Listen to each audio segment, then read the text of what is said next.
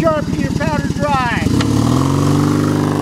Hey guys, John Fitzen here. I got some of my buddies here. We're going to have a little conversation what's going on in the laws. And this is Gene. My buddy's been, God, how long have I known you for? God, quite a... 4, 5, 6 years maybe. And I'm all the way since when you were his parole officer? Yeah. He's my only black friend and I'm his only white friend. I love Gene to death. Gene tells it how it is. And got my buddy Grady from New Zealand, Dave here, but we're going to kind of talk about what's going on in our laws now and all this other shit and just, and it's just scary, the shit that's happening. You know, Gene drives a truck and he's had other guys that he's talked to. And Gene's told him, he says, God, I like Trump. God, it's almost got you in fistfights, hasn't it? Oh, yeah. You talk to some guys at the truck stop, and you're like, what are you looking for? What are you voting for? Why are you voting? So we're talking politics and everything. But the basic consensus is, oh, well, I'm going to vote for her because we know her. She's good to us. And it's like, man, she's good to us? What? Like, explain good to us. She's going to take your rights, take your guns. And then what are you going to do after that? Is she going to do anything for you? In any kind of emergency, Rwanda or Benghazi, they don't show up. Yeah. And then they go, oh, I wish we'd have done more. Oh, goodness, you know. Come on, 13 hours in a deadly gunfight? Well, Gene, he like I said, he tells it, and Gene's a hard worker. I mean, he's a real hard worker. Dave's a hard worker. I wouldn't go that far. I don't. You give me far too much credit. Yeah. But yeah, Gene's almost gotten fights and all the other stuff he has, but Gene has some ideologies that, that me and you kind of butt heads on, and, he thinks Obama's done some good things. I don't think he's done shit. God, I wish we had somebody that was for us. And I feel that from Trump. One of the things, you guys, my birthday's the same birthday as Trump. That's why we probably see ideology together. So screw anybody that doesn't believe in how Trump thinks. No, I'm just kidding. But, I mean, there's some good things I like about Trump. There's some bad things about Trump. Hillary, shit. She's just fuck up this world. That's what's going to happen. What do you think, Deb? What, 13 hours hanging around waiting for help? Yeah. Blaming some innocent guy for why it happened? Yeah. I trust Hillary. I've got my reservations about Trump. I don't know if I fully trust him. Mm-hmm. But the problem is I trust Hillary implicitly to do the most evil thing possible. Yeah, there you go. Yeah. What do you think? I think that woman can lie in like 15 different languages. And you won't even notice. Seriously, you won't even notice it. Yeah. And you think she's, giving you the spiel, and they have done nothing good, basically, for anybody outside of their families or this close-knit set of crooks that they've always been involved with. Because every single time you hear Clinton, it's always something bad. Yeah. Bill's working some shady deal. He had a friend. I give it to him. He has good friends. They do go to prison for him, and they keep their mouth shut about all the criminal. But all they want to do is disarm us. I remember when I was over the road, and I've been driving for 10 years now, off and on. But I saw a photo, and it showed two NRA members. Mm-hmm. They were with a group that was ordered to destroy surplus M1 rifles, M14s, Thompson machine guns, 1911 pistols, M16s, everything that the military there were still weapons in Cosmoline that had never been issued. And you saw it, and the guys took a picture of it, and thank goodness they got to some Congress people, and they said, we got to stop this. And guess what? Afghanistan comes up. What do we use? M14s, 1911s, everything. The amazing thing about that war is that the M14 stages a major comeback. Yeah. Though I, oddly enough, have had a friend in gunsmithing school. They ran into M1 Garands in Iraq. Mm-hmm. Wow. Mm-hmm. And they didn't come from us, though. No, they came. The Iraqis donated them back to the United States. But what do you think? What does New Zealand think about Hillary, I like to see that perspective. Trump? What is your ideology? You tell us, man. It's kind of, I'm not sure about everyone, but I mean, there's some things it depends on what we see, It depends what we get shown. We might not get shown everything. Yeah. We might only get shown one side of it. But, I mean, some things that we see, little snippets of Trump, and a lot of people are going, what the fuck? Because it's just such a different world to us. Yeah. And a lot of our people, and yeah, I mean, and, there's things when people go, I remember when Trump first started running, I used to watch I listened to the Republican debates while I was cleaning pools and stuff. Yeah. And I actually, at the start, I was like, fuck, this is the first guy that I've heard just say non-PC shit. Yeah, there you go. There you go. And just not good. And then I actually, admired him for that and stuff. And then I felt like there was a few things where it might have got out of control. He said some things, but I mean, shit, dude. I mean, glad I live in New Zealand. Well, what? Grady has something can tell you. That, like he says, he doesn't hear everything.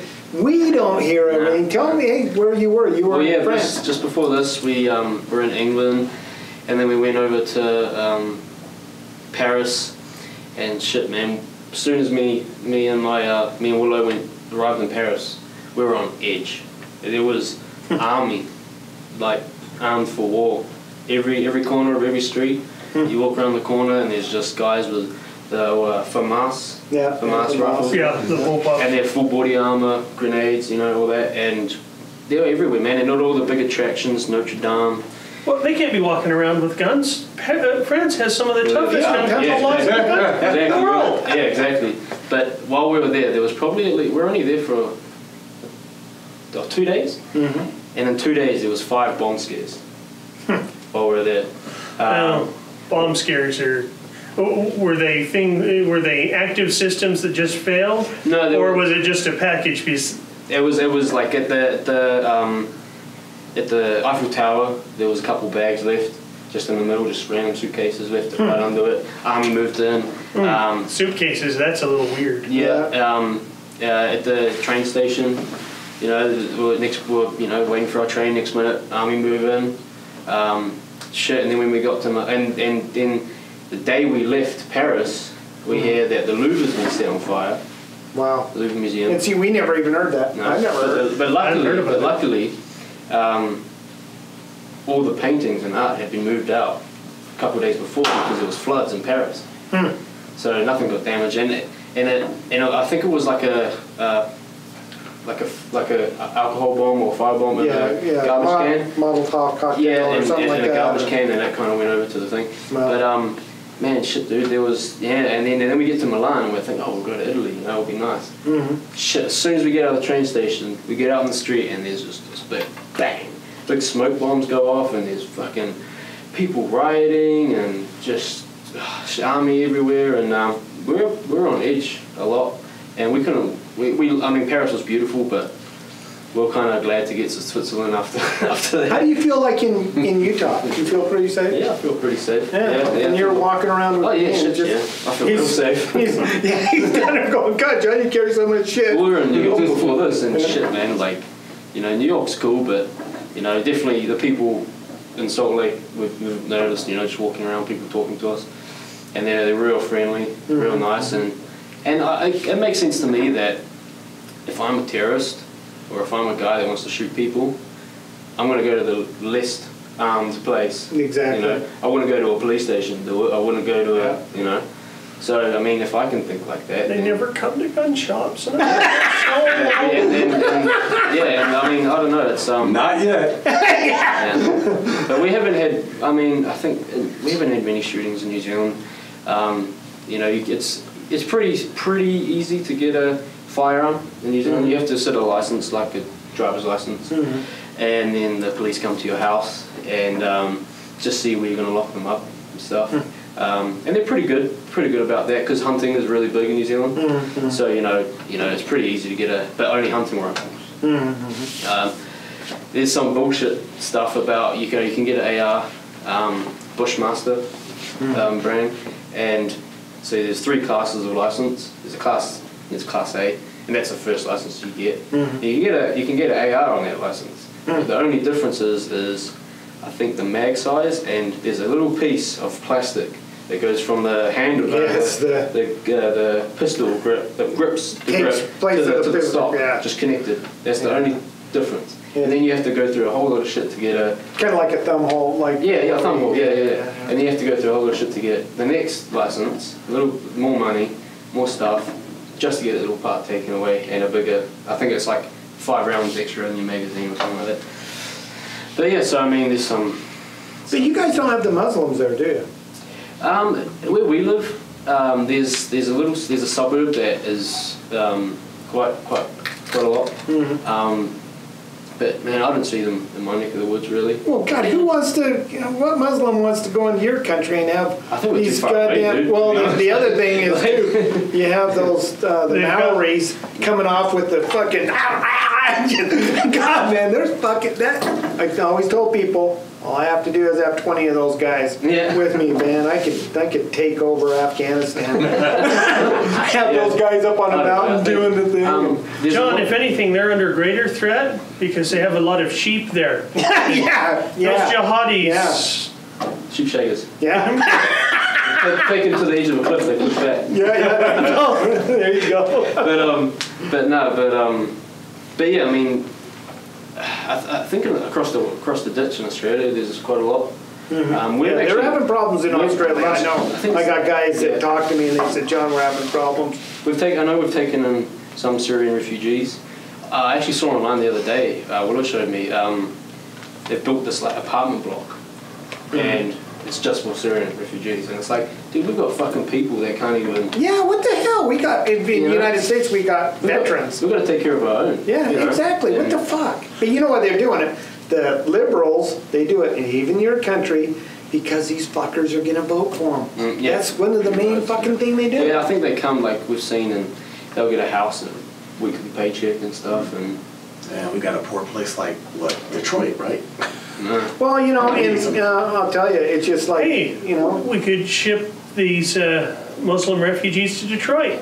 There's no way they can ruin the place. That's right. Gene's gotten in fights, talk about Black Lives Matter and everything. Gene's gotten in fight, All lives matter. Yeah, Gene tells he told a bunch of guys that he goes, look, we're killing our fucking selves more than the fucking cops are. And it just, fucking, how did they treat you? Well, when I was talking to a driver from Chicago, because I meet people, I love trucking, you meet people from and Gene talks to everybody. Gene's a really nice guy. So I've met a lot of people, foreigners, here, but I was talking to this guy from Chicago. He says, if he's over at his grandmother's house and a friend comes over with a person, right? Mm-hmm. If he doesn't know the friend of his friend, he doesn't let him in. I said, wait a minute, if your friend brings a friend over you don't know, he says, I don't let him in.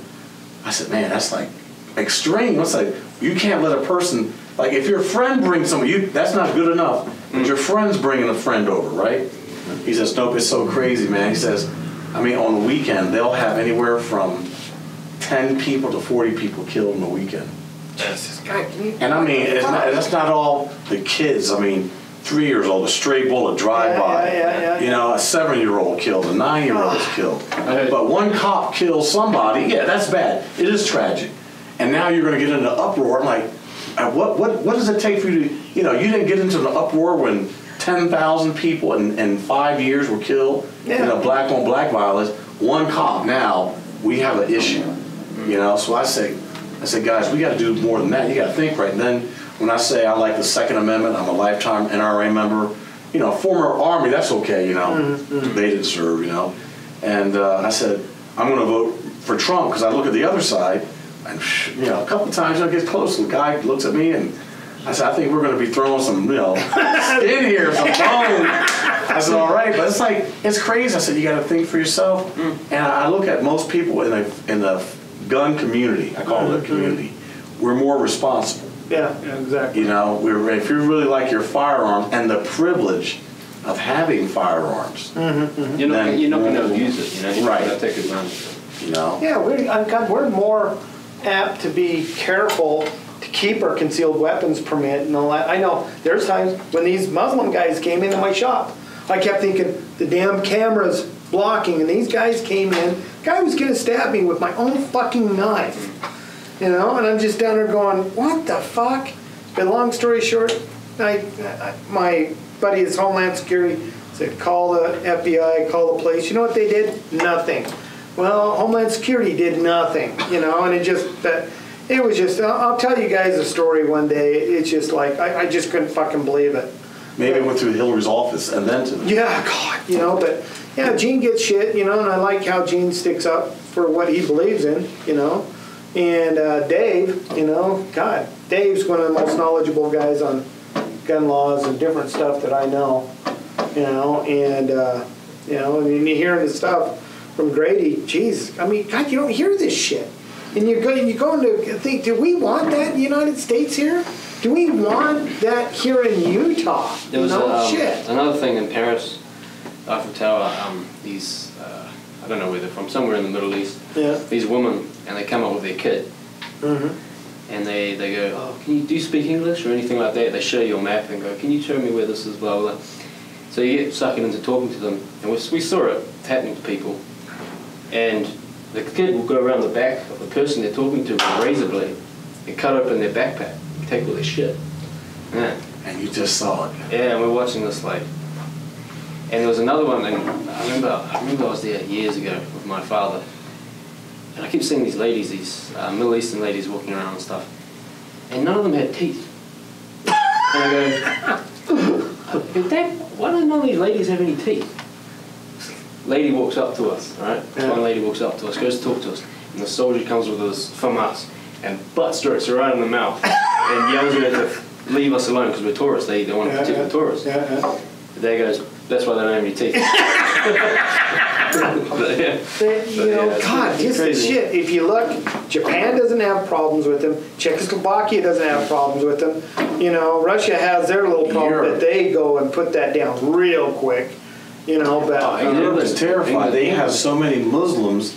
My roommate, I've known Jan for years. I mean, she's like an ex-sister-in-law. I know this family. I call them mom and dad, and she married the oldest son, but divorced, you know. But she's from England, and Luton, England, is literally the epicenter of where the radical Muslims in England are. I said, what? And they actually set up night patrols to make sure people aren't dressing indecently. It's like, wait a minute. You're going to set up a patrol and tell somebody, well, your skirt's too short, your top's too revealing, and they want Sharia law. And I said, what? She goes, and there's so many Muslims, like France really doesn't, you know, they declare war, but they're not putting no boots on the ground, you know what I mean? Oh yeah, you got guys stationed in your city. You're not going to Iraq and Syria, Lebanon. You're not going anywhere. You know, and they're afraid. They're terrified because they know they have so many Muslims in their nation. Can you imagine that happening here in Utah? How many guys, good old boys, redneck guys, would be just... You remember the riots in Paris and London, and you notice riots in Texas kind of uncommon. Yeah, that's true. I don't know if you remember the cannon we used to have here, right? Yeah, I remember. We had an active plan that if there was a riot in Midvale, what we were going to do with the cannon. No potential that we'd ever really use it, but we had the capacity. Yeah. But God, that's what's going on in our world, guys. And the thing is, you got to carry your gun, you know. We need to step up. If we don't step up, shit's going to happen. And this shit is just going just nuts. I say vote, register the vote. Don't get Hillary in. God help us. I say that if it was legal to carry a concealed weapon in New Zealand, fuck yeah, I'd do it every day. Yeah, fuck yeah. I mean, it's even against the law to carry a pocket knife in New Zealand, and I do it every day. Yeah, pocket knife. Yeah. Pocket knife. Pocket knife. Yeah. They probably don't define pocket knife as something like this at all. I mean, I got caught with like a Spyderco Enduro, but I carry a knife, and I use it for work primarily. Primarily, it's a tool first to me, weapon second. But I like the fact that I have to use it. I've had things where, shit, man, because I used to collect, stuff, and I've been walking down the street with a cold steel. Big kukri one, the Raja, just to show a buddy, and wasn't carrying, but just to show a buddy, and and this guy was just running at me at like 4 o'clock in the morning. I was walking to the gym, and he's just fucking running at me with this pole. And I'm like, what the fuck? And I turned around, no one behind me, and then I just whip out this thing. I go, fuck out there. Whipped it out, and he just stopped dead in his tracks. And he's, oh, is that a fucking knife? Holy shit! And then fuck, boom. And I actually got real scared. I ran up back to my apartment, threw it under my bed. But yeah, man. But fuck, deterrent. Intimidation. That's how I tell people. Like, you know. But I mean, I just don't want to be a victim. You know? Yeah. There you go. And you know what? I've carried a knife shit since I was 16, 17. And I've never actually had to use it for what, you know, for that purpose. Yeah. You know. But a lot of boxes have met their end. Yes. Exactly. Yeah. Well, anyway, guys, I thought you'd get a kick out of this. Jane, you have anything to say? No, I say, what you're saying, you're powder dry. And get armed. I'm telling my friends they can get primitive weapons. Because these people, you know, it's amazing to me, the attitude. Certain people understand liberty, freedom, and justice. And other people look at, you know, receiving money from the government, freebies, handouts, even reparations. I'm like, oh my goodness, here. I said, dude, you got to look forward, man. You can't. Don't look into the past. Look forward. Anything you got to say? No people? No. Happy to be here. It's the 24th of June.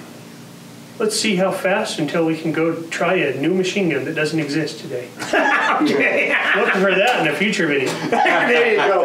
Okay, guys, keep your edges sharp, your powder dry, and we'll talk to you later. See ya.